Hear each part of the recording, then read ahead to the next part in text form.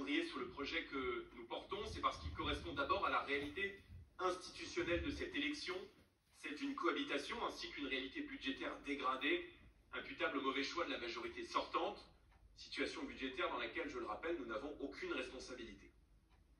La dégradation de la situation budgétaire du pays, avec 300 milliards de dettes supplémentaires en 2 ans, déficit public et commerciaux records, doit être pris en compte, c'est un principe de réalité. Dans ces élections, je suis le candidat de la vérité.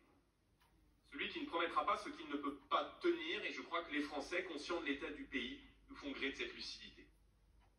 Parce qu'on ne résout pas 20 ans d'échecs politiques en quelques heures, le redressement du pays nécessitera d'inscrire l'action du futur gouvernement dans le temps long. Cela étant dit, nous entrons maintenant dans ce que sera dès mon arrivée à Matignon, ce que j'ai appelé le temps des urgences. La relance du pouvoir d'achat, le rétablissement de la sécurité sur tout le territoire, la reprise en main de notre politique d'immigration seront les priorités de notre action. Dès les premières semaines, nous agirons. Défendre concrètement le pouvoir d'achat, ce n'est pas dresser une liste de mesures inapplicables, non financées, les Français le savent. La démagogie et les bonnes intentions n'ont jamais fait une politique réaliste et crédible. Quand j'entends l'extrême gauche annoncer en même temps le blocage des prix, le gel des loyers, la hausse du SMIC, j'alerte solennellement nos compatriotes. Ces solutions qui n'en sont pas ne sont pas seulement irréalistes et mensongères. Elles conduiraient, si elles étaient mises en œuvre, à une raréfaction immédiate de l'offre immobilière et donc à l'explosion des prix dans un marché déjà difficile. Ces solutions provoqueraient aussi des pénuries de produits de consommation courante et des faillites en cascade des entreprises. Si par malheur cette politique devait être appliquée, le chômage remonterait brutalement et viendrait fragiliser en premier lieu nos compatriotes les plus modestes. Pour être juste, il faut être réaliste. J'entends par l'intermédiaire d'un projet de loi de finances rectificative baisser la TVA, vous le savez, sur les énergies, le carburant, le fioul, le gaz et l'électricité. Notre pays, dans la fourchette haute de la taxation des carburants par rapport à ses voisins européens, et les impôts sur la consommation en France représentent 12,3% du PIB. On rappelle, c'est 11% dans la zone euro, 10% chez nos partenaires allemands. Réaligner la France avec la moyenne européenne est à la fois essentiel pour le pouvoir d'achat des ménages et pour la compétitivité des entreprises. Pour faire baisser les factures d'énergie, la France doit également renouer avec un prix français de l'électricité aligné sur son coût de production réel. Le gouvernement entend négocier rapidement dérogation aux règles européennes de fixation des prix de l'énergie. Notre arrivée aux responsabilités marquera aussi le retour de la France sur la scène européenne pour y défendre ses intérêts après 7 longues années de capitulation par Emmanuel Macron dans tous les domaines. Je n'ignore pas que les TPE-PME, les entreprises électro-intensives bénéficient de dispositions spécifiques de compensation, et ceux-ci ont un coût pour l'État. Ces boucliers sont des moyens artificiels, coûteux pour les finances publiques, décrétés pour corriger des prix artificiellement tirés à la hausse par des règles européennes injustes. Déroger à ces règles, découpler le prix du gaz, de l'électricité, c'est non seulement simplifier et rendre plus lisible la politique énergétique du pays, mais c'est aussi se protéger d'éventuelles crises de l'offre à venir dans un monde instable.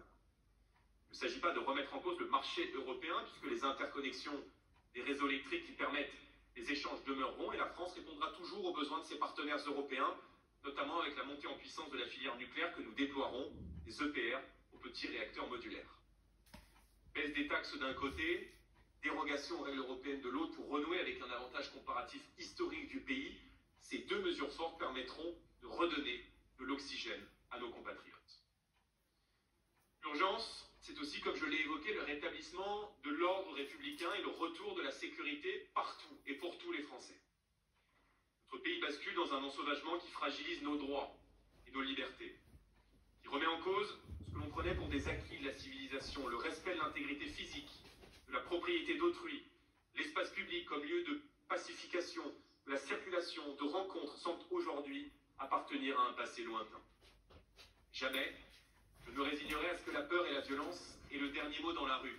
Je serai le Premier ministre qui remettra l'autorité au cœur de l'action publique, qui agira pour écarter les prédateurs et protéger chaque Français, en particulier les femmes ou les représentants de l'État. Pour faire face au record d'insécurité franchi par ce gouvernement, j'instaurerai des peines minimales et des peines planchers qui permettront de casser la récidive. Je suspendrai les allocations familiales aux parents de mineurs récidivistes, car il n'est pas acceptable que la solidarité nationale soutienne des parents démissionnaires.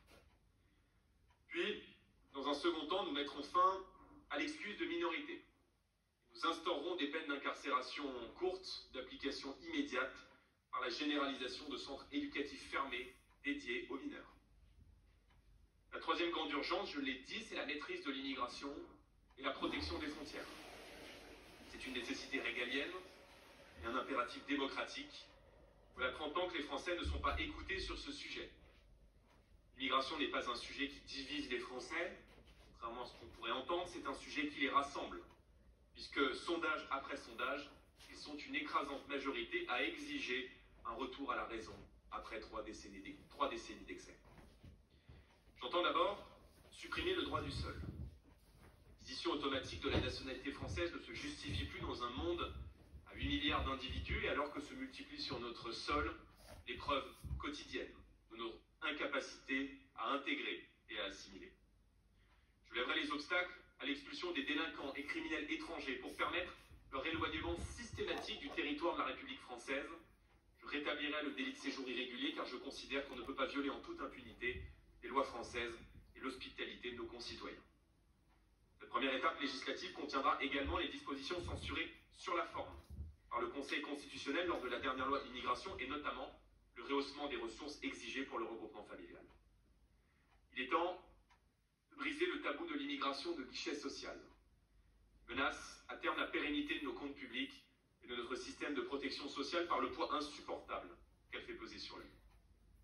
Dimanche, nos candidats incarneront le seul vote efficace pour réduire les flux migratoires en France.